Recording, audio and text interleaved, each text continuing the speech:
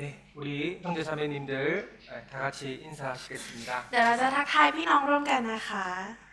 สวัสดีค่ะ 사리가 สวัสดีค่ะ 주일날 이렇게 하나님 말씀 앞에 또 나와 주셔서 감사드립니다. ก็ขอบคุณพี่น้องทุกท่านมากนะคะที่มารวมตัวกันอยู่ต่อหน้าพระวจนะของพระเจ้าในเช้าวันอาทิตย์นี้ค่ะ 네, 우리 5월달에 또 많은 선교지에 선교가 있고 또 이 시간 또 치앙마이 교회에서는 복음이 증거되고 있습니다. ก็สำหรับเดือนพฤษภาคมนี้นะคะก็มีแผนงานพันธกิจของพระเจ้าที่หลาย ๆ ที่มากในการประกาศนะคะซึ่งในขณะเดียวกันในตอนนี้วันนี้ก็ในพื้นที่จังหวัดเชียงใหม่ก็กำลังประกาศข่าวประเสริฐของพระเจ้าอยู่เช่นเดียวกันค่ะ 예, 같은 마음으로 기도해 주셨으면 좋겠습니다. ก็อยากให้พี่น้องเราทุกท่านนะคะอธิษฐานด้วยใจเป็นหนึ่งเดียวกันค่ะ 네, 그럼 제가 기도하고 말씀 시작하겠습니다. แต่อาจารย์จะเริ่มต้นด้วยการอธิษฐานและมาฟังพระวจนะร่วมกันค่ะ 사랑과 은혜가 풍성하신 살아계신 하나님 아버지 감사합니다. ขอบคุณพระเจ้าพระบิดาผู้เปี่ยมล้นด้วยความรักและพระคุณ 우리가 죄인이었을 때 우리를 불쌍히 여기시고 독생자 예수 그리스도를 이 땅에 보내주셨습니다. ในตอนที่เรายังเป็นคนบาปพระองค์ทรงเมตตาสงสารเราและเสด็จลงมายังแผ่นดินโลกเพื่อลบล้างบาปให้แก่พวกเรา 십자가에서 우리 대신 못 박히시고 피 흘려서 죽으시고 부활하심으로 우리의 모든 죄를 씻어주신 그 놀라운 사랑 감사를 드립니다. เราขอบคุณในความรักของพระองค์ที่พระองค์ทรงเสด็จมายังแผ่นดินโลกสิ้นพระชนม์บนไม้กางเขนและฟื้นคืนพระชนชีพขึ้นมาทำให้เราได้รับการลบล้างบาปชั่วนิรันดร์ 이 사랑을 알지 못하는 많은 태국 사람들에게 이 복음을 전할 수 있도록 지혜와 능력을 허락해 주시옵소서. ยังมีคนไทยอีกมากมายที่ยังไม่ได้รู้เกี่ยวกับเรื่องราวความจริงนี้ขอพระองค์ทรงประทานพละกำลังและสติปัญญาให้เราสามารถประกาศข่าวประเสริฐนี้ให้แก่คนเหล่านั้นได้ด้วยเถิด 그리고 우리 구원받은 형제 자매님들 주님의 몸된 교회 안에서 성장할 수 있도록 주님께서 붙잡아 주시옵소서. และขอพระองค์ทรงช่วยติดสถิตอยู่กับพี่น้องเราให้พี่น้องเรามีความเติบโตขึ้นในทางความเชื่อด้วยเถิด 서로 사랑하며 하나 되며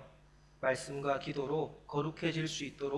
역사해 주시옵소서. ขอพระองค์ทรงช่วยให้พวกเรามีจิตใจเดียวกันและรวมกันเป็นหนึ่งเดียวผ่านทางพระองค์ด้วย 증거되는 말씀을 통해서 우리에게 교훈하시고 또 책망해 주시고 삶의 변화로 인도해 주시옵소서. และขอพระองค์ทรงนำผ่านทางพระวจนะให้ชีวิตของเราเกิดการเปลี่ยนแปลงและเกิดบทเรียนที่จะให้แก่เราด้วยเถิด 개인적인 사정으로 참석하지 못한 우리 귀한 형제 자매님들 또 어느 곳에 있든지 동일한 은혜로 하나님 채워 주시옵소서. และพี่น้องของเราบางคนอาจจะติดภารกิจส่วนตัวขอพระองค์ทรงช่วยเติมเต็มพระคุณแก่พวกเขาเหล่านั้น ไม่ว่าจะอยู่แห่งหนใดด้วยเถิด 우리를 사랑하시는 예수님 이름으로 기도드렸습니다. อธิษฐานในพระนามองค์พระเยซูคริสต์ผู้ทรงรักเราอาเมน 아멘. 네, 고린도전서 7장 22절입니다. 1 โครินธ์บทที่ 7 ข้อที่ 22 ค่ะ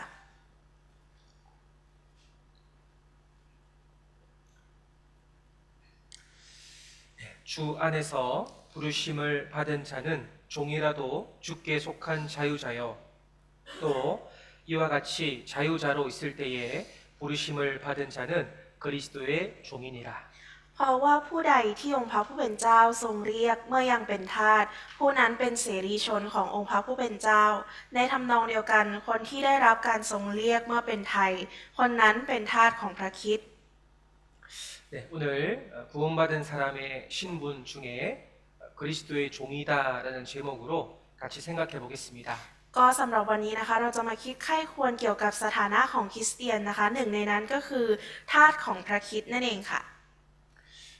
구원받은 사람이 자기의 신분을 올바르게 알고 그 신분에 맞게끔 생활하는 것이 아주 중요합니다. สำหรับคนที่ได้รับความรอดแล้วนะคะการที่รู้จักสถานะของตัวเองและการดำเนินชีวิตให้เหมาะสมกับสถานะนั้นเนี่ยเป็นเรื่องที่สำคัญมากๆค่ะ 자, 오늘은 우리의 신분이 예수님의 종, 그리스도의 종이라는 신분입니다. ก็สำหรับวันนี้นะคะเราจะมาเรียนรู้เกี่ยวกับสถานะทาสของพระคริสต์หรือว่าผู้รับใช้ของพระคริสต์กันค่ะ 성경이 기록될 당시만 해도 노예 제도라는 것이 합법화되어 있었습니다. ก็สำหรับระบบทาสนะคะในตอนนั้นเนี่ยเป็นระบบที่ยังถูกต้องถูกกฎหมายอยู่ค่ะ 그래서 자유자의 신분이 있었고요. 그리고 노예, 종의 신분이 있었습니다. ในสมัยที่พระคัมภีร์ถูกเขียนขึ้นนะคะในสมัยนั้นเนี่ยระบบทาสยังเป็นระบบที่ถูกกฎหมายดังนั้นยังมีบางคนที่เป็นไทยแล้วบางคนก็ยังเป็นทาสอยู่ค่ะ 이 종을 의미하는 헬라어 단어 둘로스라고 있는데요. 그 의미가 가장 비천한 노예, 짐승 취급을 받던 노예라는 뜻입니다. ภาษากรีกโบราณนะคะที่ใช้เรียกทาสก็คือคำว่าดูลอสซึ่งมีความหมายว่าเป็นทาสที่ต่ำต้อยมากที่สุดในยุคนั้นค่ะ 자, 여기 당시 짐승을 사고 파는 시장이 있듯이 당시 노예를 사고 파는 시장이 있었습니다. ในยุคนั้นนะคะเช่นเดียวกับการที่มีตลาดเอาไว้ขายสัตว์นะคะก็มีตลาดสำหรับทาสเหมือนกันที่เอาไว้ขายทาสค่ะ 그래서 이 사람들은 노예이기 때문에 사람 취급을 받지 못했고 짐승 취급을 받은 거예요. ดังนั้นนะคะคนที่เป็นทาสเหล่านี้ค่ะจะไม่ได้รับเงินเดือนสำหรับทาสแต่ว่าจะได้รับการดูแลเหมือนสัตว์ค่ะ 주인이 돈을 주고 이 노예를 사면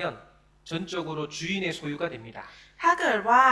ทาสได้รับเงินมานะคะเงินส่วนเหล่านั้นเนี่ยก็จะเป็นทรัพย์สินของขออภัยค่ะทรัพย์สินเหล่านั้นเนี่ยก็จะเป็นของนายที่มาซื้อทาสโดยสมบูรณ์ค่ะ 그래서 주인의 소유기 때문에 주인이 죽일 수도 있고 살릴 수도 있고 주인의 마음대로 하였습니다. และเพราะว่าเป็นทรัพย์สินของนายโดยสมบูรณ์นะคะหรือว่าเป็นของนายเนี่ยเพราะฉะนั้นนายเนี่ยจะฆ่าหรือว่าจะปล่อยให้มีชีวิตอยู่ก็ได้ตามใจของนายค่ะ 그래서 당시 종은 자유가 없고요. 자신의 계획이나 자신의 의지가 용납될 수 없는 신분이었습니다. ดังนั้นทาสในยุคนั้นนะคะจึงไม่มีความเป็นอิสรภาพหรือว่ามีความเสรีและไม่สามารถมีแผนการหรือว่าความตั้งใจเป็นของตัวเองได้ค่ะ 우리 시대는 이 노예라는 것을 상상할 수 없을 거예요. ในยุคของเรานะคะอาจจะไม่สามารถจินตนาการถึงคำว่าทาสได้เลยค่ะ 그러나 이 당시 노예는 주인을 위해서 살아가는 도구에 불과한 겁니다. แต่ว่าทาสในสมัยนั้นหรือว่าในยุคนั้นนะคะเป็นเพียงเครื่องมือที่มีชีวิตของนายเท่านั้นค่ะเพื่อรับใช้นายค่ะ 자, 여기 말씀을 보세요. ดูที่พระวจนะนะคะ 자, 주 안에서 부르심을 받은 자는 종이라도 주께 속한 자유자다라고 했습니다. เพราะว่าผู้ใดที่องค์พระผู้เป็นเจ้าเรียกเมื่อยังเป็นทาสผู้นั้นเป็นเสรีชนขององค์พระผู้เป็นเจ้า 자, 노예가 말씀을 듣고 구원을 받았습니다. ทาสนะคะได้ฟังพระวจนะแล้วก็ได้รับความรอดค่ะ 육신은 주인에게 매여 있는 이런 종의 신분일지라도 구원받은 사람은 그리스도 안에서 자유자다라고 설명하고 있습니다. ก็คือกำลังอธิบายว่าแม้ว่าทางร่างกายของทาสจะอยู่ในสถานะทาสที่ผูกพันอยู่กับเจ้านายนะคะ แต่ว่าผู้ที่ได้รับความรอดแล้วเนี่ยใจของเราก็จะเป็นอิสระอย่างสมบูรณ์ในพระคริสต์ค่ะเป็นทาสของพระคริสต์นั่นเอง 그러니까 자유자가 된 이유는 그리스도께서 십자가에서 대신 죽으시고 우리를 죄와 그리고 사망의 권세에서 해방시켜 주셨기 때문입니다. เหตุผลที่เราสามารถเป็นไทยได้นะคะก็เป็นเพราะว่าพระเยซูคริสต์ได้ทรงสละพระชนชีพของพระองค์เองบนไม้กางเขนทำให้เราได้รับอิสรภาพนั้นมาค่ะ 자, 두 번째로 또 이와 같이 자유자로 있을 때에 부르심을 받은 자는 그리스도의 종이다라고 했습니다. แล้วก็บอกไว้นะคะว่าในทำนองเดียวกันคนที่ได้รับการทรงเรียกเมื่อเป็นไทย คนนั้นเป็นทาสของพระคริสต์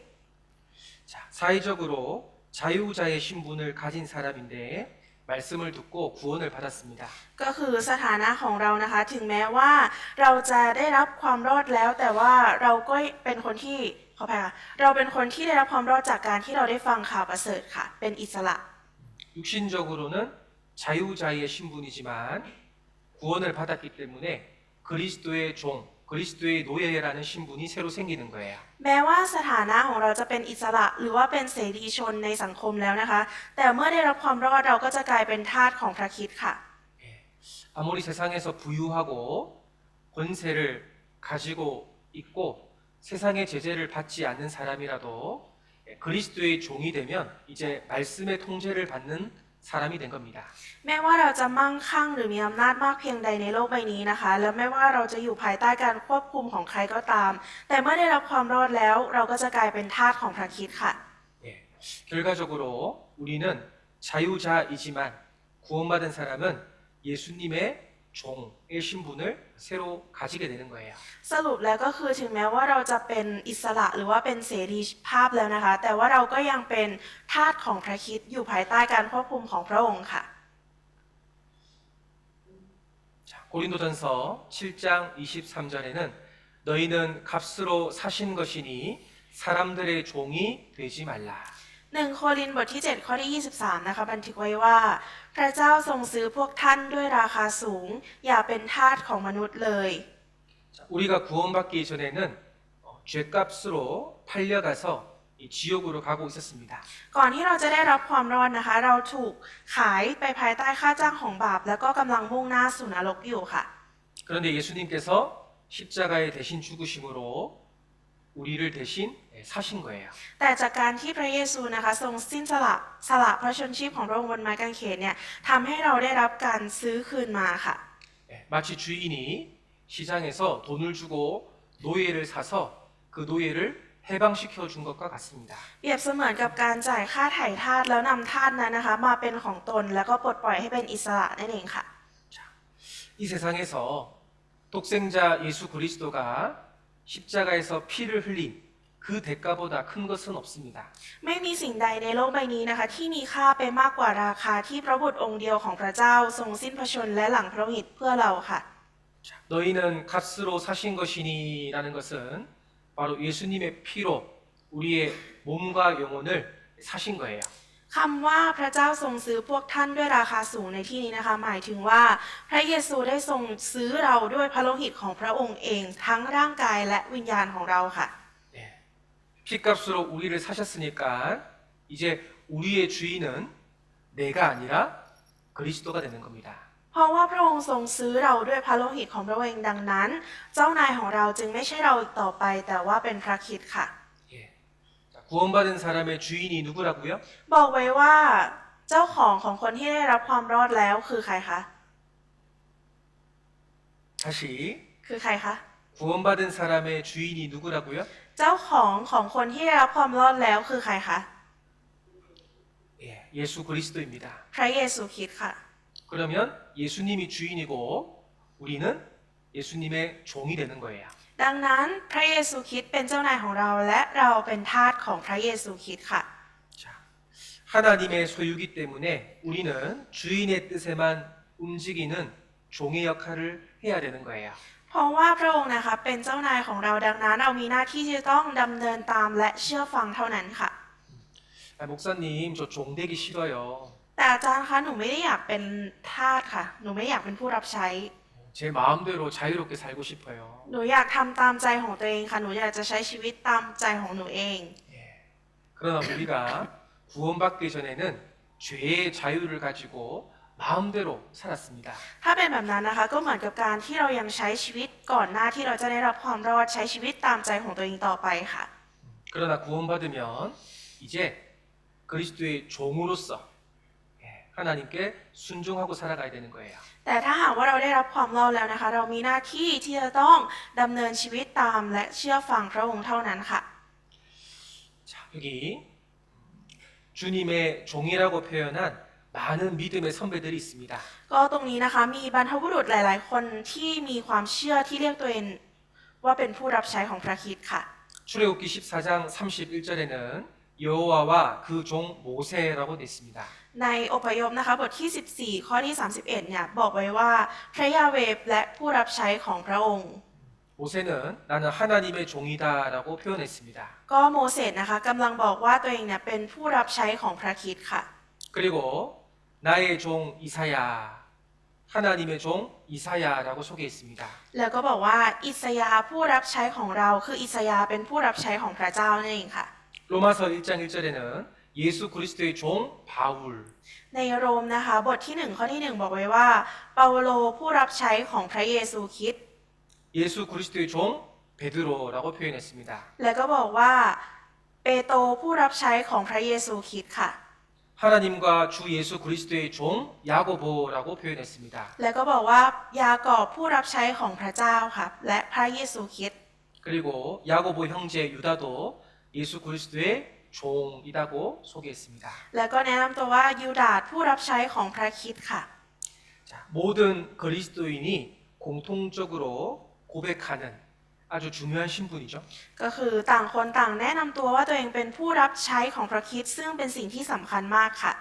따라합니다. พูดตามนะคะ 그리스도인은 예수님의 종입니다. คริสเตียนเป็นผู้รับใช้ของพระคริสต์ 자, 여기 로마서 6장 17절 18절을 같이 읽겠습니다. เราจะอ่านโรมบทที่ 6 ข้อที่ 17 ถึงข้อที่ 18 ด้วยกันค่ะ แต่จงขอบพระคุณพระเจ้า เพราะว่าท่านเคยเป็นทาสของบาป แต่บัดนี้มีใจเชื่อฟังหลักคำสอนนั้น ซึ่งท่านได้รับมา เมื่อท่านทั้งหลายพ้นจากบาปแล้ว ท่านก็ได้เป็นทาสของความชอบธรรม 자, 여기 죄의 종이 나오고 의의 종이 나옵니다. ตรงนี้นะคะมีคำว่าทาสของบาปและทาสของความชอบธรรมปรากฏออกมาค่ะ 우리는 여전히 종으로 살고 있는데 단지 주인이 바뀌었을 뿐입니다. เรานะคะก็ยังคงดำเนินชีวิตเป็นทาสต่อไปเพียงแต่ว่าเจ้านายของเราได้เปลี่ยนไปค่ะ 예, 구원받기 전에는 죄만 짓고 살던 죄의 종이었습니다. ก่อนที่เราจะได้รับความรอดนะคะ เราเป็นทาสของบาปที่ดำเนินชีวิตด้วยการทำบาปค่ะ 그런데 우리가 복음을 깨닫고 복음을 마음으로 믿을 때 죄에서 해방되어 의의 종이 되었다라고 했습니다. แต่หลังจากที่เราได้รับการฟังพระวจนะนะคะจนเราได้รับความรอด เราก็เลยได้กลายเป็นทาสของความชอบธรรมค่ะ 예, 의의 종이라는 것은 바로 하나님의 종이라는 뜻이에요. ทาสของความชอบธรรมในที่นี้นะคะ ก็มีความหมายว่าทาสขององค์พระผู้เป็นเจ้านั่นเองค่ะ 예전에 이 말씀을 개인적으로 읽고 마음에 큰 위로와 감동이 되었습니다. ก็ในสมัยก่อนนะคะพออ่านพระวจนะนี้แล้วเนี่ยก็ทำให้เราได้รู้สึกได้รับการหนุนใจแล้วก็ได้รับกำลังใจเป็นอย่างมากค่ะ 아, 나는 하나님께서 나를 죄인으로 보시는 것이 아니라 의인으로 보시는구나. ก็คือพระเจ้าไม่ได้มองว่าเราเป็นคนบาปแต่พระองค์มองว่าเราเป็นคนชอบธรรมค่ะ 내가 잘해서 의인 된 것이 아니라 예수 그리스도께서 값을 주고 사셨기 때문에 의인이 된 겁니다. และไม่ใช่ว่าเราเป็นคนชอบธรรมด้วยการพยายามหรือด้วยความพยายามของเราเองนะคะ แต่ว่ามาจากการที่พระองค์เนี่ยทรงจ่ายค่าจ้างบาปให้แก่เราทำให้เราได้รับการยอมรับว่าเป็นคนชอบธรรมนั่นเองค่ะ 자, 로마서 6장 22절에도 그러나 이제는 너희가 죄에게서 해방되고 하나님께 종이 되어라고 되어 있습니다. ตรงนี้นะคะโรมบทที่ 6 ข้อที่ 22 บันทึกไว้ว่า แต่เดี๋ยวนี้พวกท่านพ้นจากการเป็นทาสของบาป และกลับมาเป็นทาสของพระเจ้าแล้ว 자, 구원받은 사람은 누구 종이라고 되어 있어요? ตอนนี้บอกไว้ว่าคนที่รับความรอดกลายมาเป็นทาสของใครคะ 예, 바자. พระเจ้าค่ะ 자, 하나님의 종. 우리 신분을 확실하게 알아야지만 죄와 마귀의 종로를 타지 않을 수 있습니다. ใช่ค่ะเรากลับมาเป็นทาสของพระเจ้าดังนั้น การที่เรารู้สถานะของตัวเองจึงเป็นสิ่งที่จะทำให้เราสามารถเอาชนะการควบคุมของมารซาตานและเอาชนะบาปได้ค่ะ 우리는 자유한 사람들입니다. เราเป็นคนที่มีอิสระมีเสรีภาพค่ะ 그런데 그 자유를 가지고요. 육체의 기회를 삼고 내 마음대로 살아가는 것은 안 돼요. แต่ว่าการที่เรามีเสรีภาพเนี่ยคือการไม่ใช่การที่เราจะถือโอกาสนั้นไปใช้ชีวิตตามความต้องการของเนื้อหนังร่างกายได้นะคะ 예, 베드로전서 2장 16절에 보면 오직 하나님의 종과 같이 하라라고 되어 있습니다. ก็ใน 베드로전서 2장에 보면 하나님의 종과 같이 하라라고 되어 있습니다. ในเปโตรบทที่ 2 ข้อที่ 16 นะคะบอกไว้ว่าจงดำเนินชีวิตอย่างผู้รับใช้ของพระเจ้า 어떤 사람은 이제 구원받았고 죄가 다 없어졌기 때문에 이제 제 마음대로 제 뜻대로 살고 싶어요라고 말합니다. บางคนนะคะก็บอกว่าฉันได้รับความรอดแล้วตอนนี้ฉันอยากจะทำตามใจของตัวเอง ฉันอยากจะทำตามความคิดของตัวเอง 그것은 아주 큰 착각입니다. สิ่งนี้นะคะเป็นสิ่งที่เข้าใจผิดเป็นอย่างมากค่ะ 주님이 그리스도인에게 주신 자유는 방종의 자유가 아니라 순종의 자유를 주신 거예요. เสรีภาพที่แท้จริงที่พระเจ้าประทานให้คริสเตียนนะคะ ไม่ใช่เสรีภาพในการปล่อยตัวตามใจของตัวเอง แต่เป็นเสรีภาพในการที่จะเชื่อฟังค่ะ 자, 그러면 이 그리스도의 종이 어떤 역할을 하고 어떻게 살아야 될까 또 생각해 보겠습니다. แล้วถ้าอย่างนั้นนะคะเราจะมาคิด ใครควรกันดูว่าทาสของพระคริสต์เนี่ยจะต้องดำเนินชีวิตอย่างไร จะต้องเชื่อฟังอย่างไรค่ะ 자, 여기 고대 사회에는 주인에게 세 가지 농기구가 있었습니다. ก็ในสังคมสมัยโบราณนะคะ กล่าวกันว่าเจ้านายเนี่ยมีเครื่องมือทำงานอยู่ 3 ประเภทค่ะ 첫 번째는 소리 없는 기구, 농기구를 가지고 있었어요. ประเภทแรกนะคะก็คือเครื่องมือที่ไม่มีเสียงหรือว่าอุปกรณ์การเกษตรนั่นเองค่ะ 두 번째는 언어가 없는 기구, 짐승을 가지고 있었어요. และประเภทที่2นะคะคือเครื่องมือที่ไม่มีภาษาหรือว่าสัตว์ใช้งานนั่นเองค่ะ 그리고 세 번째는 언어가 있는 기구, 노예, 종입니다. และประเภทสุดท้ายนะคะก็คือเครื่องมือที่มีภาษาหรือว่าทาสนั่นเองค่ะ 예. 그래서 이 종, 노예는 주인이 사용하는 하나의 도구에 불과했던 겁니다. ดังนั้นนะคะทาสในสมัยนั้นเนี่ยจึงเป็นเพียงเครื่องมือที่นายเอาไว้ใช้งานเท่านั้นค่ะ 종이 몸이 아파요. ทาสนะคะป่วยค่ะ 예, 주인이 신경을 안 써요. เจ้านายก็ไม่ได้สนใจค่ะ 죽었습니다. ตายค่ะ 상관없어요. 시장에서 다시 사면 돼요. ก็ไม่ได้สนใจอะไรเพราะว่าไปซื้อทาสคนใหม่ที่ตลาดก็ได้ค่ะ 예. 자, 그런데 우리는 이 주인이요, 이때 당시처럼 강제로 일을 시키고 폭력을 쓰기 때문에 어쩔 수 없이 복종하는 그런 종이 아니에요. แต่ว่าพวกเรานะคะไม่ได้เป็นทาสที่ต้องจำใจเชื่อฟังเพราะถูกบังคับ หรือว่าใช้ความรุนแรงจากนายค่ะ 자, 그리스도의 종은 강제가 아니라 나를 구원해 주신 예수님이 너무나 고맙고 감사해서 내가 자원해서 스스로 종이 되는 걸 말하는 겁니다. ทาสของพระคริสต์ในที่นี้นะคะไม่ใช่ทาสที่ถูกบังคับให้ทำตาม แต่ว่าเป็นเพราะว่าเราเนี่ยได้รับการไถ่จากพระโลหิตขององค์พระผู้เป็นเจ้า เราจึงดำเนินชีวิตด้วยการเป็นทาสที่มีความรู้สึกขอบคุณ แล้วก็เชื่อฟังพระองค์ค่ะ 나를 십자가에서 구원해 주신 주님을 생각해요. เราจะต้องนึกถึงองค์พระผู้เป็นเจ้าที่ช่วยให้เรารอดค่ะ 지옥에 갈 수밖에 없었는데 이제 예수님 때문에 천국 가게 되었어요. เราเคยเป็นผู้ที่จะต้องตกนรกสถานเดียว แต่ว่าเรากลับได้ขึ้นสวรรค์เพราะองค์พระผู้เป็นเจ้าเพราะพระเยซูคริสต์ค่ะ 그 은혜가 너무 감사해서 스스로 이제 나는 예수님의 종으로 살 거야라고 말하는 거예요. ก็คือเป็นการพูดว่าเรารู้สึกขอบคุณในพระคุณของพระองค์ที่ยิ่งใหญ่ที่เราได้รับมา และเราจะดำเนินชีวิตในการเชื่อฟังพระองค์นั่นเองค่ะ 여러분 구약 성경을 보면 빚을 진 사람이 빚을 갚지 못하면 가족들이 종으로 팔려갑니다. ในสมัยโบราณหรือว่าพันธสัญญาเดิมนะคะ ถ้าหากว่าลูกหนี้ไม่สามารถที่จะใช้หนี้ได้เนี่ยก็จะถูกนำไปขายเป็นทาสค่ะ 그런데 율법에는 종으로 팔려온 지 7년이 딱 지나면 이제 자유자, 종에서 해방되는 규정이 있었습니다. แต่ว่าในธรรมบัญญัตินะคะมีกฎอยู่ว่าถ้าเป็นทาสครบ 7 ปีแล้วเนี่ยจะได้รับการปลดปล่อยให้เป็นอิสระค่ะ 출애굽기 21장과 신명기 15장에 그 규정이 기록되어 있습니다. ในอพยพบทที่ 21 ข้อที่ 2 ถึงข้อที่ 6 และ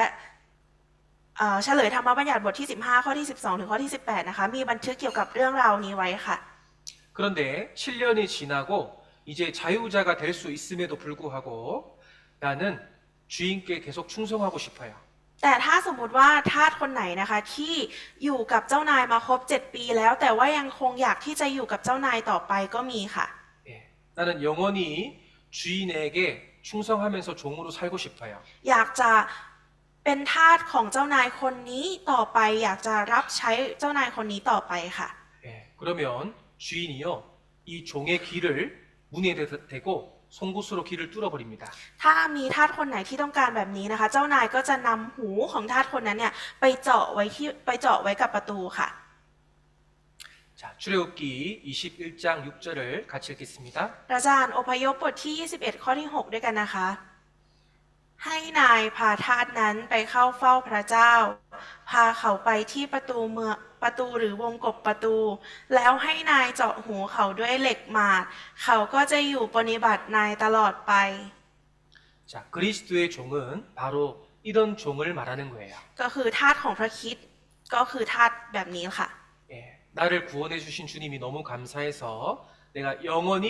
주님을 주인으로 모시고 싶은 거예요. เพราะเรารู้สึกขอบพระคุณของพระองค์ที่พระองค์ทรงช่วยให้เราได้รับชีวิตนิรันดร์มานะคะ เราก็จะต้องดำเนินชีวิตด้วยการขอบคุณและปฏิบัติพระองค์ไปชั่วนิรันดร์ค่ะ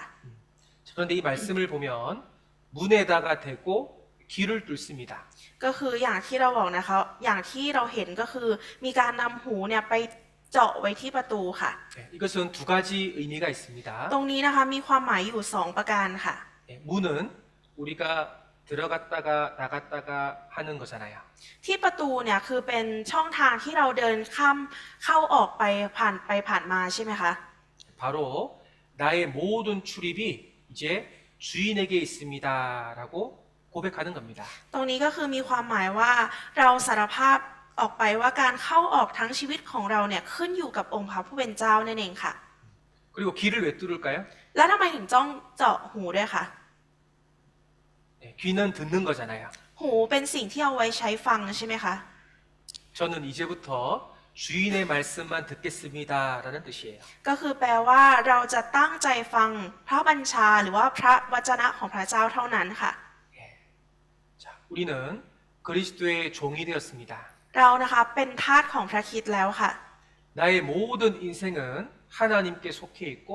그리고 우리는 하나님 말씀만 듣는 거예요. ทุกสิ่งทุกอย่างในชีวิตของเรานะคะอยู่ภายใต้พระองค์แล้วเราก็จะต้องฟังพระองค์เท่านั้นค่ะ 어린 사무엘이 하나님께 대답했어요. เหมือนกับที่ซามูเอลนะคะได้ตอบกับพระองค์ค่ะว่า 말씀하옵소서 주의 종이 듣겠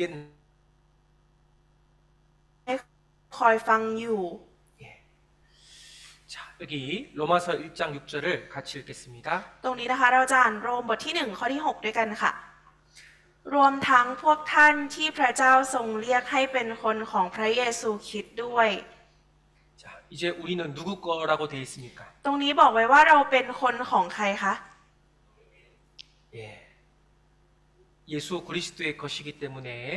내 마음대로 사는 것이 아니라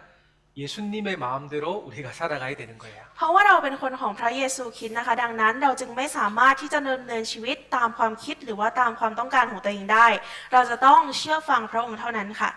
구약 시대에 우리가 배운 것처럼 나시린으로 태어난 사람은 하나님께 바쳐진 사람입니다. เช่นเดียวกันกับในพันธสัญญาเก่าที่เราเคยเรียนรู้กันไปเกี่ยวกับนาสีนะคะ คือผู้ที่ถูกถวายตัวแด่พระเจ้าค่ะ 그 나시린은 신약 시대 구원받은 그리스도인을 예표하는 겁니다. นาสีในพันธสัญญาเดิมนะคะ เปรียบเสมือนคนที่ได้รับความรอดแล้วนั่นเองค่ะ 자, 우리도 마찬가지로 구원을 받을 때부터 하나님께 바쳐진 사람이 된 거예요. เราเองก็เช่นเดียวกันนะคะ เราได้รับความรอดแล้ว ดังนั้นเราจึงเป็นผู้ที่ถูกถวายแด่พระเจ้า ตั้งแต่วันที่เราได้รับความรอดค่ะ 사사기 16장에 보면 나시린 삼손이 자기의 신분을 망각하니까 어떻게 돼요? 죄를 짓고 하나님 능력이 떠나버립니다. ก็แซมสันนะคะในผู้วินิจฉัยใช่ไหมคะที่เป็นนาสีลืมสถานะของตัวเอง สุดท้ายแล้วก็ทำบาปแล้วก็อำนาจของพระเจ้าก็ได้จากเขาไปค่ะ 마찬가지로 우리는 그리스도의 종인데 그 종의 신분을 잊어버리고 자기 마음대로 살아가면 죄를 짓게 되고 하나님의 능력이 떠나가 버리는 거예요. เราเองก็เช่นเดียวกันนะคะเป็นผู้ที่ได้รับความรอดแล้ว ถ้าหากว่าเราลืมสถานะของตัวเองว่าเราเป็นทาสของพระคริสต์เนี่ยมันก็จะทำให้เราทำบาปแล้วสุดท้ายแล้วฤทธานุภาพหรือว่าอำนาจของพระเจ้าเนี่ยก็จะออกห่างจากเราไปค่ะ 사도 바울께서는 구원받은 날부터 로마에서 목이 잘리기까지 온전히 하나님께 바쳐진 종이었습니다. อัครทูตเปาโลนะคะตั้งแต่วันที่ได้รับความรอดจนถึงวันที่ถูกตัดศีรษะที่กรุงโรมเนี่ยเขาได้ถวายตัวเป็นทาสของพระเจ้าอย่างสมบูรณ์ค่ะ 예, 스스로 자유자의 종이 된 겁니다. ก็คือเป็นทาสแห่งเสรีภาพค่ะ 자, 누가복음 6장 46절 같이 읽겠습니다. เราจะอ่านลูกาบทที่6ข้อที่46ด้วยกันนะคะทำไมพวกท่านเรียกเราว่าองค์พระผู้เป็นเจ้า แต่ไม่ทำตามสิ่งที่เราบอกนั้น 자, 여기 주여 주여라는 것은 나의 주인님 주인님이라는 뜻이에요. คำว่าองค์พระผู้เป็นเจ้าองค์พระผู้เป็นเจ้าตรงนี้นะคะเป็นการยอมรับว่าพระองค์เนี่ยเป็นเจ้าของชีวิตเราทั้งหมดค่ะ 나의 생명임과 동시에 나의 모든 것의 주인이다라는 고백입니다. เป็นการสารภาพออกไปว่าทั้งหมดของชีวิตเราและเป็นเจ้าของทุกสิ่งในชีวิตของเรานั่นเองค่ะ 우리 형제 자매님들 기도할 때 주님 주님 이렇게 기도하잖아요. ในตอนที่เราอธิษฐานเราก็พูดคำว่าองค์พระผู้เป็นเจ้าองค์พระผู้เป็นเจ้าใช่ไหมคะ 그런데 여기 말씀을 보세요. แต่ว่าลองดูที่พระวจนะตรงนี้ดูค่ะ 자, 우리가 주님, 주님 입으로는 부르는데 왜 행동은 하지 않느냐라고 책망하십니다. พระองค์นะคะกำลังติเตียนเราว่า เราเรียกองค์พระผู้เป็นเจ้าด้วยปาก แต่ว่าทำไมเราถึงไม่ปฏิบัติตามสิ่งที่พระองค์ทรงบอกไว้ 우리 각자가 주인의 말을 섬기는 것이 종인데 주인의 말을 듣지 않고 자기 마음대로 살아간다면 무엇인가 잘못된 거겠죠. ทุกคนคะเราเนี่ยแต่ละคนควรจะเป็นคนที่เชื่อฟังพระวจนะของพระเจ้า และยอมรับว่าพระองค์เป็นเจ้านายของเราอย่างแท้จริง แต่ทำไมเราถึงยังคงไม่ทำตามที่พระองค์ทรงตรัดสั่ง แสดงว่ามันมีปัญหาอะไรเกิดขึ้นมาภายในเราถูกไหมคะ 우리 각자가 참으로 내가 예수님을 주인으로 모시고 사는지 한번 깊이 생각해 봐야 됩니다. อยากให้เราทุกคนนะคะลองพิจารณาดูให้ดีๆว่า เราควรที่จะต้องยอมรับองค์พระผู้เป็นเจ้าเป็นเจ้านายของเราอย่างแท้จริงหรือไม่ 자, 종은 주인의 목소리에 귀를 기울입니다. ทาสนะคะเป็นผู้ที่จะต้องฟังคำของเจ้านายเท่านั้นค่ะ 나는 주님의 음성을 듣습니까? 아니면 세상의 시끄러운 소리를 듣습니까? เรากำลังฟังคำขององค์พระผู้เป็นเจ้า หรือเรากำลังฟังเสียงทางโลกที่น่ารำคาญอยู่ค่ะ 어디에 귀를 기울이느냐에 따라 신앙생활이 결정이 되는 거예요. ก็คือการที่เราเอาหูไปฟังที่ตรงไหนเนี่ยมันเป็นจุดกำหนดในชีวิตทางความเชื่อของเราค่ะ 여러분 세상이 너무 시끄럽잖아요. ทุกคนคะในโลกใบนี้มันเป็นสิ่งที่ค่อนข้างจะวุ่นวายค่ะ 맞습니까? ถูกไหมคะ 그 시끄러운 세상의 소리에 우리가 귀를 기울이게 되면 인생이 매우 복잡하게 됩니다. ถ้าเราเอาเสียงของเราเอาหูของเราไปวางไว้ในเสียงทางโลกที่วุ่นวายนะคะ มันจะทำให้ชีวิตของเราเนี่ยรู้สึกว่าวุ่นวายมากยิ่งขึ้นค่ะ 인생이 복잡해지니까 여러 가지 어려움들이 자동적으로 생기는 거예요. เพราะว่าเรารู้สึกว่าชีวิตของเราวุ่นวายนะคะ มันก็จะเกิดปัญหาขึ้นมาโดยอัตโนมัติค่ะ 예. 그런데 주님의 음성, 말씀에 귀를 기울이는 사람은 인생이 매우 단순해집니다. แต่สำหรับคนที่เอาหูมาฟังพระวจนะของพระเจ้านะคะ ชีวิตเนี่ยก็จะมีแต่ความสงบค่ะ 인생이 단순해지니까 그런 어려움과 고난들도 하나님 안에서 금방 해결할 수 있는 거예요. เพราะว่าชีวิตสงบแล้วนะคะ ไม่ว่าจะมีปัญหาอะไรเข้ามาเนี่ยก็จะสามารถเอาชนะได้ในระยะเวลาไม่นานค่ะ 예. 자, 우리 밖에 있는 사람들이 우리 피사놀록 형제 자매님들을 보고 저 사람은 그리스도인이야. 그거 어떻게 알 수 있을까요? ทุกคนคิดว่าคนที่อยู่ด้านนอกที่ยังไม่ได้รับความรอดเขาจะมองเห็นว่าเราเป็นคริสเตียนได้ยังไงคะเป็นคนที่เชื่อในพระเจ้าได้ยังไง 우리가 주님, 주님 입으로 말하는 것을 통해서는 알 수 없습니다. เขาไม่สามารถรู้ได้จากการที่เราพูดหรือว่าเรียกพระเจ้าว่าองค์พระผู้เป็นเจ้าเฉยๆได้ค่ะ 예, 종이 주인의 음성을 듣고 순종하는 것을 통해서 우리가 크리스찬이구나라는 것을 밖에 사람이 알 수 있는 거예요.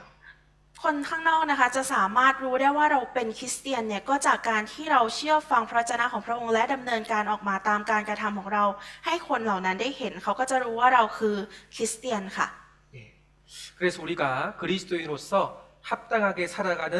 생활이 중요합니다. และการที่เราจะดำเนินชีวิตในทางความเชื่อให้เหมาะสมก็เป็นสิ่งที่ต้องทำค่ะ 예. 우리 남편은 남편의 역할,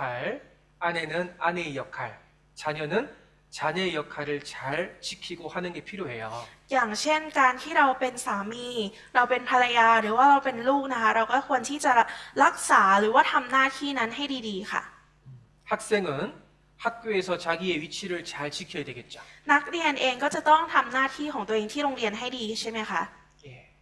자기 위치에서 성실하게 살아가는 것이 주님을 섬기는 하나의 예시입니다. การที่เรานะคะดำเนินชีวิตในการรักษาหน้าที่ของตัวเองให้ดีๆเนี่ยมันเป็นการนมัสการหรือว่าเป็นการปฏิบัติรับใช้พระเจ้านั่นเองค่ะ 누가복음 17장을 찾겠습니다. เราจะเปิดหาลูกาบทที่ 17 ค่ะ 7절로 9절입니다. ข้อที่ 7 ถึงข้อที่ 9 ค่ะ 네, 같이 읽겠습니다. อ่านด้วยกันนะคะ ถ้าพวกท่านมีบ่าวออกไปไถนาหรือเลี้ยงแกะ และเมื่อบ่าวคนนั้นกลับมาจากทุ่งนา ท่านจะบอกเขาหรือว่า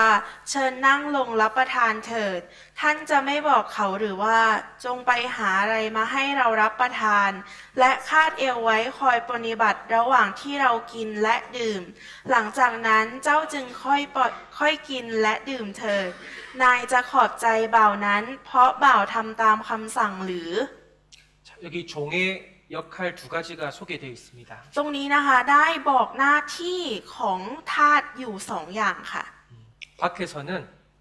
주인의 밭을 갈고 주인의 양을 치고 이렇게 일을 해요.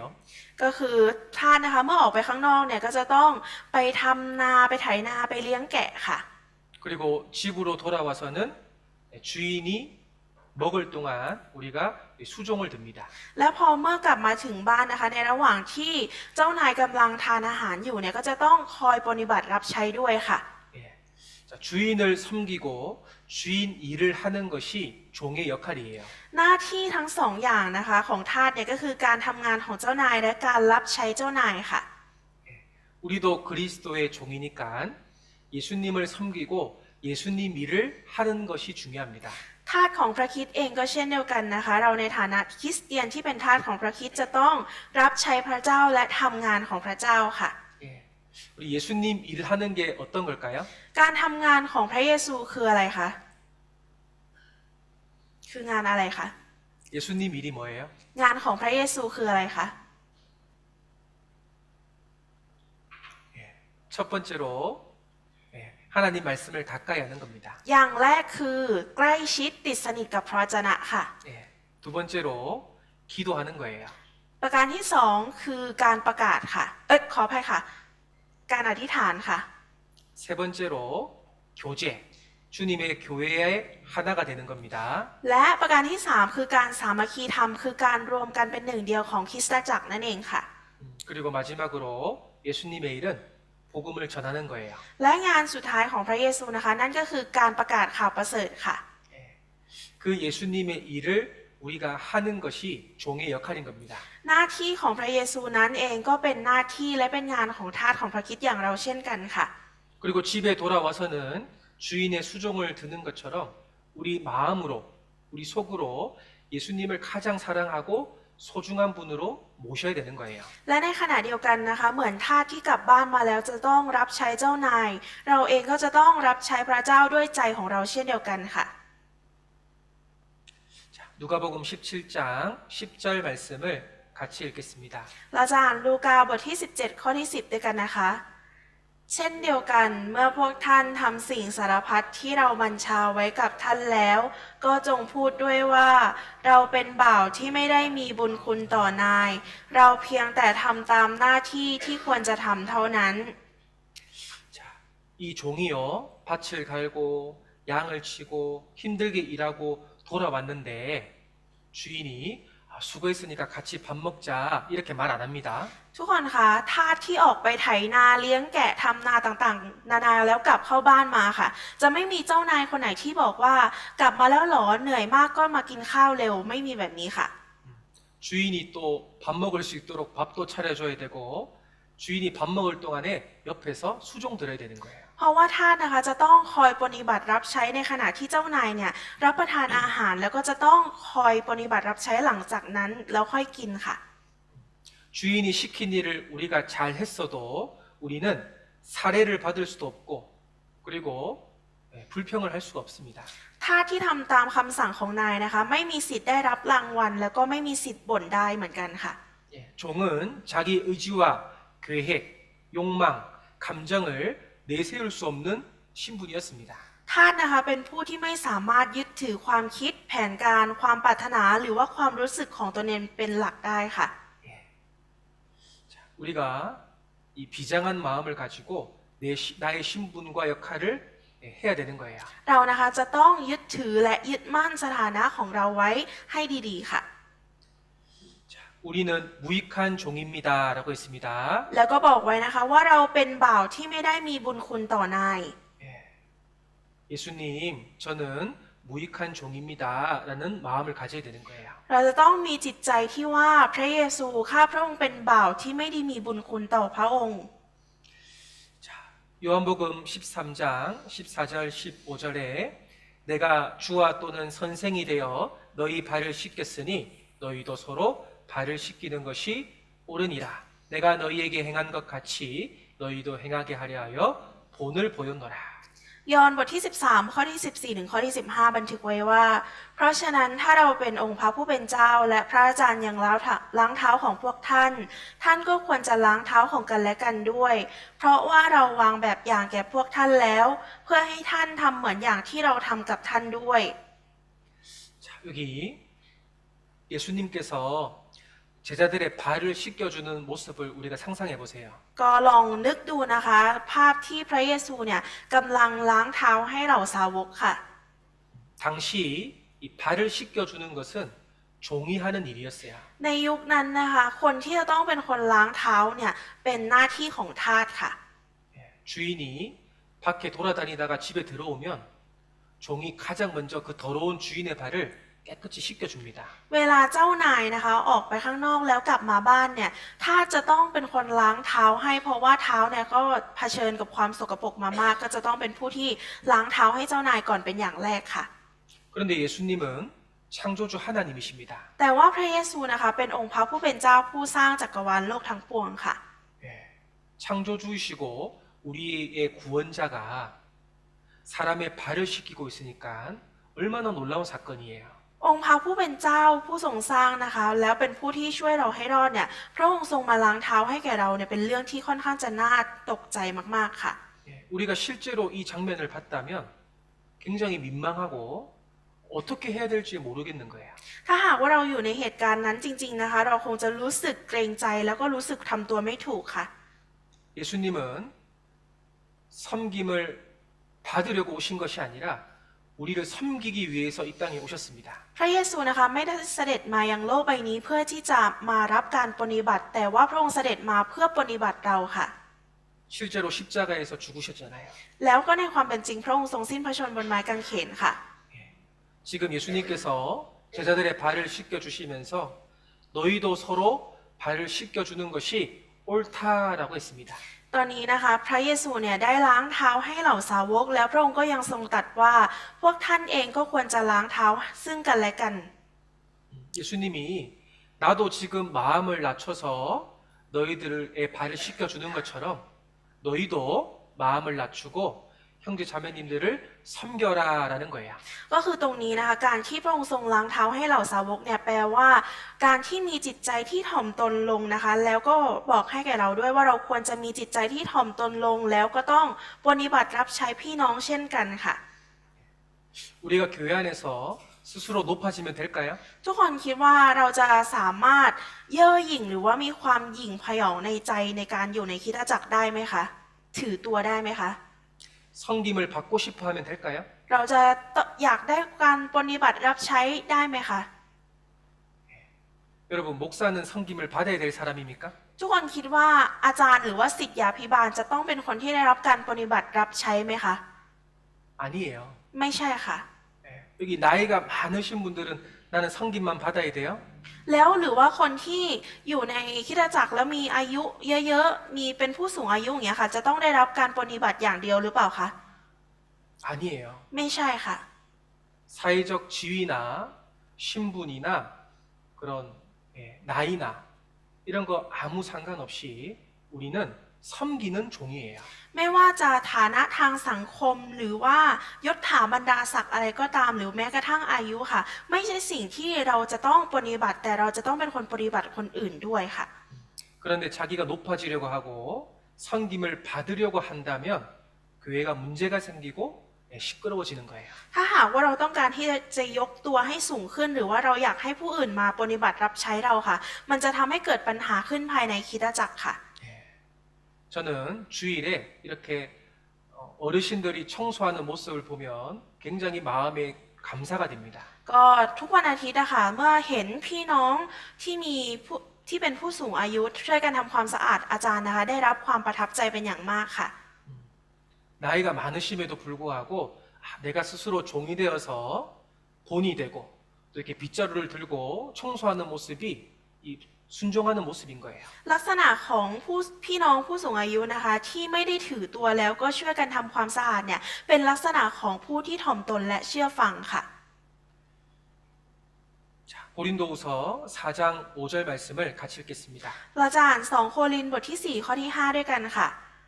เพราะว่าเราไม่ได้ประกาศตัวเอง แต่ประกาศพระเยซูคริสต์ทรงเป็นองค์พระผู้เป็นเจ้า และประกาศว่าตัวเราเองเป็นทาสของท่านทั้งหลาย เพราะเห็นแก่พระเยซู 자, 바울께서 전하신 내용 두 가지를 설명하고 있습니다. ก็มีอยู่2 ประเด็นนะคะที่อัครทูตเปาโลได้กล่าวไว้ค่ะ 첫 번째는 그리스도 예수의 주 되신 것을 전했습니다. ก็อย่างแรกนะคะก็คือประกาศพระเยซูคริสต์องค์พระผู้เป็นเจ้าค่ะ 예, 이게 바로 복음입니다. นั่นก็คือข่าวประเสริฐนั่นเอง 두 번째로는 우리가 너희의 종이 되었다를 전했습니다. แล้วก็บอกว่าตัวเราเองเป็นทาสของท่านทั้งหลาย 예, 즉 예수님을 우리가 주인으로 받아들이고 복음을 깨닫고 어떻게 변해야 되냐면 우리는 종이 되어야 된다는 거예요. ก็คือการที่เราเนี่ยได้ฟังข่าวประเสริฐแล้วหลังจากนั้นเราเกิดการเปลี่ยนแปลงกลายมาเป็นทาสของพระคริสต์นั่นเองค่ะ 예, 여러분 사도 바울은요 굉장히 신분도 높고 그리고 공부도 잘하고요 말도 잘하고요 또 사도라는 그런 권위가 있었습니다. ทุกคนคะเปาโลเนี่ยเป็นคนที่เรียนเก่งพูดเก่งมีสถานะทางสังคมที่ดีค่ะ 예수님이 직접 세워주신 사도기 때문에 마음이 이렇게 높아지나요? เปาโลนะคะเป็นคนที่ได้รับความรอดโดยพระเยซูคริสต์ทำให้จิตใจของเขาเนี่ยถ่อมลงค่ะ 그런데 성경을 읽어보면 사도 바울은 자신의 권리를 사용하지 않았습니다. แต่ว่าพอลองดูในพระคัมภีร์แล้วนะคะเปาโลเนี่ยมีสิทธิ์ในฐานะอัครทูตแต่ว่าเขาไม่ได้ใช้สิทธิ์นั้นค่ะ 오히려 교회의 종이 되어서 형제 자매님들을 섬겼습니다. แต่กลับดำเนินชีวิตต่อคริสตจักรด้วยท่าทีของการเป็นทาสและปฏิบัติพี่น้องคนอื่นค่ะ 자, 여기 보이지 않는 주님을 어떻게 섬길 수 있습니까? ตรงนี้เราจะสามารถปฏิบัติพระเจ้าผู้ที่เรามองไม่เห็นได้อย่างไร 예, 같이 읽겠습니다. อ่านด้วยกันนะคะ การปฏิบัติพี่น้องที่ได้รับความรอดแล้วคือการปฏิบัติพระเจ้า 예, 우리 사랑하는 형제 자매님들을 섬기는 것, 그것이 바로 예수님을 섬기는 거예요. การที่เราปฏิบัติพี่น้องที่เรารักนะคะคือการปฏิบัติองค์พระผู้เป็นเจ้าค่ะ 예, 실제로 사도 바울이 종의 모습으로 살았기 때문에 구원받는 사람이 계속 늘어났습니다. และในความเป็นจริงแล้วนะคะจากการที่เปาโลเนี่ยดำเนินชีวิตด้วยท่าทีของการเป็นทาสของพระคริสต์ทำให้มีผู้ได้รับความรอดเนี่ยเพิ่มจำนวนมากยิ่งขึ้นในทุกๆวันค่ะ 고린도전서 9장 19절에 내가 모든 사람에게 자유하였으나 스스로 모든 사람에게 종이 된 것은 더 많은 사람을 얻고자 함이라.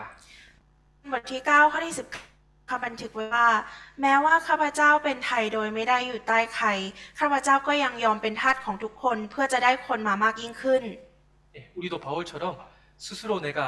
예수님의 종이 되고 예수님의 종처럼 살아야 됩니다. เราเองก็เช่นเดียวกันนะคะจะต้องมีการดำเนินชีวิตเป็นทาสของพระคริสต์เช่นเดียวกับเปาโลเหมือนกันค่ะ 얼마나 힘들었겠어요, 바울이. เปาโลเนี่ยทุกข์ยากลำบากมากเลยค่ะ 근데 왜 이렇게 스스로 했을까요? แต่ทำไมถึงยอมให้ตัวเองเป็นแบบนี้คะ 더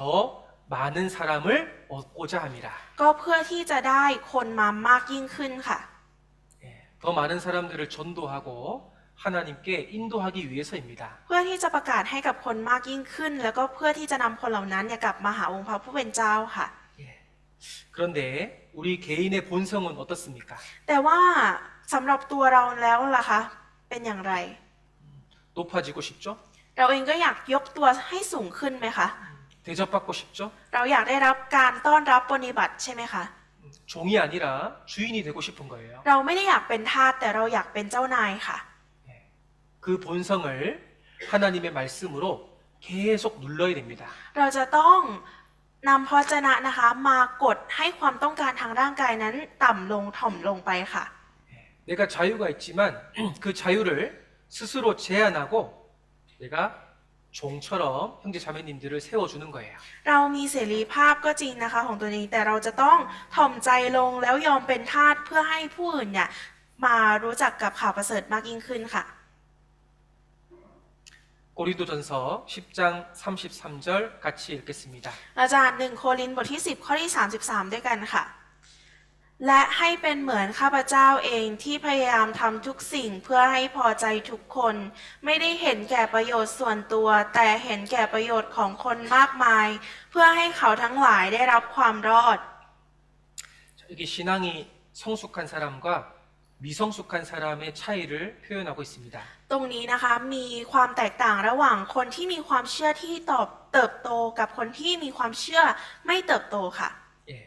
신앙이 성장하고 성숙한 사람은 내 시간과 그리고 물질, 내 자유를 다른 사람을 위해서 사용합니다. ลักษณะของคนที่มีชีวิตในทางความเชื่อที่ถูกต้องและเติบโตเป็นผู้ใหญ่นะคะ ก็คือการที่ใช้เวลาใช้ทรัพย์สินหรืออิสรภาพของตัวเองเพื่อผู้อื่นค่ะ 맞습니까? ถูกไหมคะ 그러나 신앙이 어린 사람은 내 물질과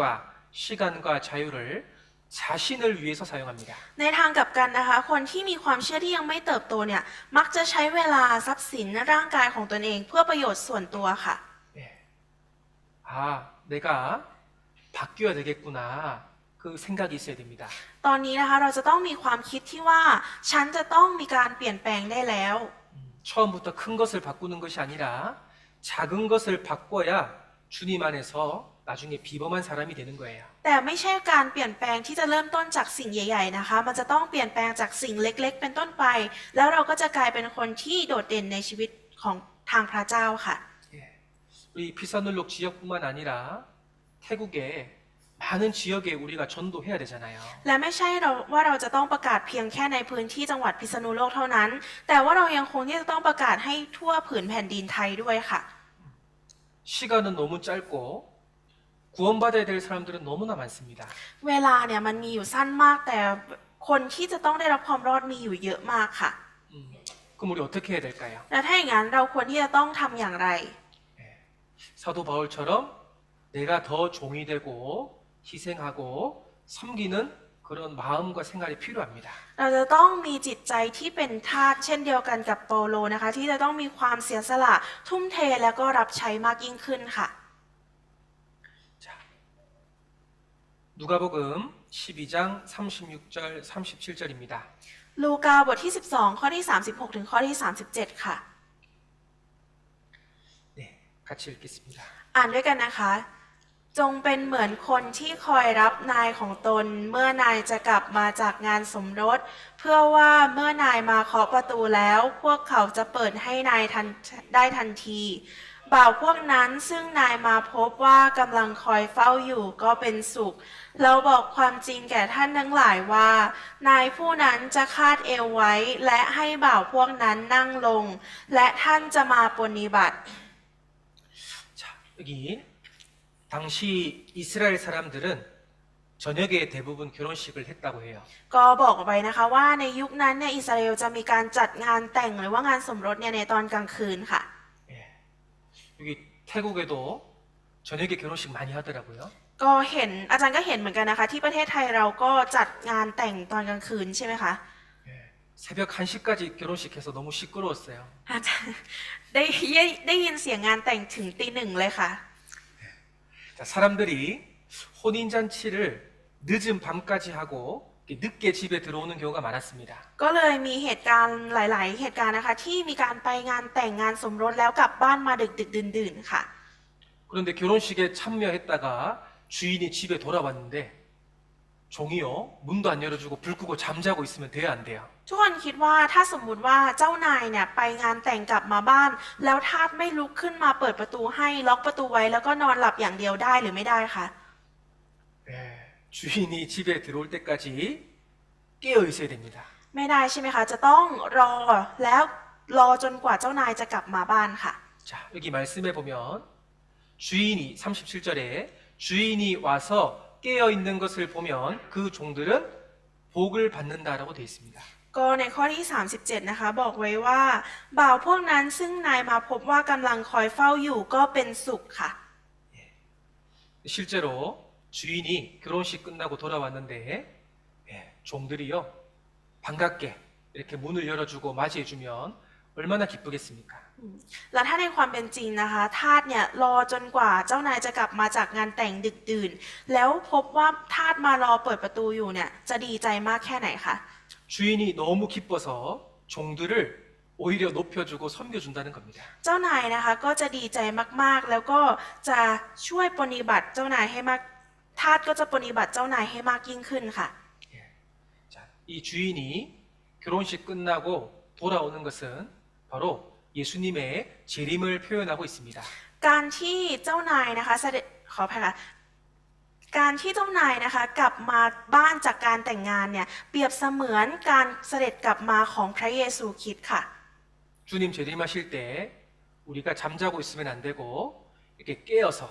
문 열어줄 준비를 하고 있어야 되겠죠. ถ้าพระเยซูคริสต์เสด็จกลับมานะคะเราจะนอนหลับไหลอยู่ไม่ได้เราจะต้องเป็นทาสที่คอยเปิดประตูต้อนรับพระองค์ค่ะ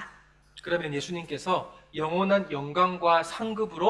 우리에게 주신다고 했습니다. แล้วพระองค์นะคะก็ได้ตรัสพระวจนะพระสัญญาไว้ว่าพระองค์จะตอบแทนเราด้วยพระสิริและพระพรอันเป็นนิรันดร์ค่ะ 사도 바울은 그 영광과 상급을 위해서 그것만 바라보고 스스로 종이 되었습니다. ก็เปาโลนะคะมองเห็นเพียงรางวัลที่พระองค์เนี่ยจะทรงประทานให้คือพระสิริและพระพรอันเป็นนิรันดร์แล้วก็ดำเนินชีวิตในการเป็นทาสที่เชื่อฟังพระองค์ต่อไปค่ะ 이제 우리가 그 종의 역할을 이어받은 거예요. ตอนนี้นะคะเราจะต้องยอมรับหน้าที่ของทาสนั้นไว้ยึดถือไว้ค่ะ 착하고 충성된 종아라고 우리 칭찬 받았으면 좋겠습니다. ก็อยากให้เรานะคะยืนหยัดว่าจะต้องเป็นทาสที่ดีและสัตย์ซื่อค่ะ 자, 오늘 그리스도의 종이라는 신분과 역할을 대해서 배웠습니다. วันนี้นะคะเราได้เรียนรู้เกี่ยวกับสถานะของคริสเตียนกันไปซึ่งนั่นก็คือทาสของพระคริสต์ค่ะ 우리가 강제로 종이 되는 것이 아니라 나를 구원해 주신 주님께 너무 감사해서 스스로 종이 되는 거예요. เราเป็นทาสที่ไม่ได้ถูกบังคับนะคะแต่เราเป็นทาสที่ดำเนินชีวิตด้วยการเชื่อฟัง เพราะว่าเราขอบพระคุณในพระคุณที่พระองค์ช่วยเรานั่นเองค่ะ 기도하고 마치겠습니다. เดี๋ยวเราอธิษฐานและจบการเทศนาในวันนี้ค่ะ 사랑과 은혜가 풍성하신 살아계신 주님 감사합니다. ขอบคุณพระเจ้าพระบิดาผู้ทรงเปี่ยมล้นด้วยความรักและพระคุณ 영원한 지옥에 갈 수밖에 없었던 저희들을 예수님의 피로 천국 소망을 주셨습니다. พระองค์ทรงหลั่งพระโลหิตบนไม้กางเขนและประทานความหวังในสวรรค์นิรันดร์ให้แก่เราผู้เคยเป็นคนบาป 우리의 구원이 너무나 크고 소중한 것처럼 우리 살아가는 가족들, 또 친척들, 이웃들에게 이 복음을 전하고 싶습니다. เช่นเดียวกันกับความรอดของเราที่เป็นสิ่งที่สำคัญ ความรอดของพี่น้องครอบครัวของเราก็เป็นเรื่องที่สำคัญเช่นเดียวกัน 그러나 우리는 너무나 약하고 힘이 없고 능력이 없습니다. แต่เราเป็นคนที่อ่อนแอไม่มีความสามารถไม่มีพละกำลังอะไรเลย 주님께서 우리가 교회 안에 함께 할 때 그 능력을 주신다고 약속했습니다. พระองค์ทรงให้พระสัญญาไว้ว่าพระองค์จะทรงสถิตอยู่กับเราและประทานพละกำลังนั้นให้กับพวกเรา 우리 형제 자매님들 각자의 위치에서 그리스도의 종으로서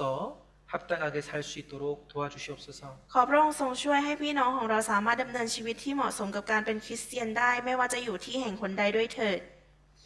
섬김을 받으려고 하지 않고 오히려 섬기려고 하는 그 마음을 허락해 주시옵소서. ขอพระองค์ทรงประทานจิตใจที่เราจะปฏิบัติรับใช้คนอื่น ไม่ใช่ให้คนอื่นมาปฏิบัติรับใช้เรา 5월달 많은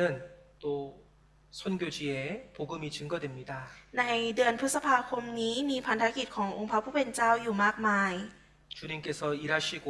역사해 주시옵소서. ขอพระองค์ทรงงานและขอพระองค์ทรงสำแดงผ่านทางเราด้วย 우리를 사랑하시는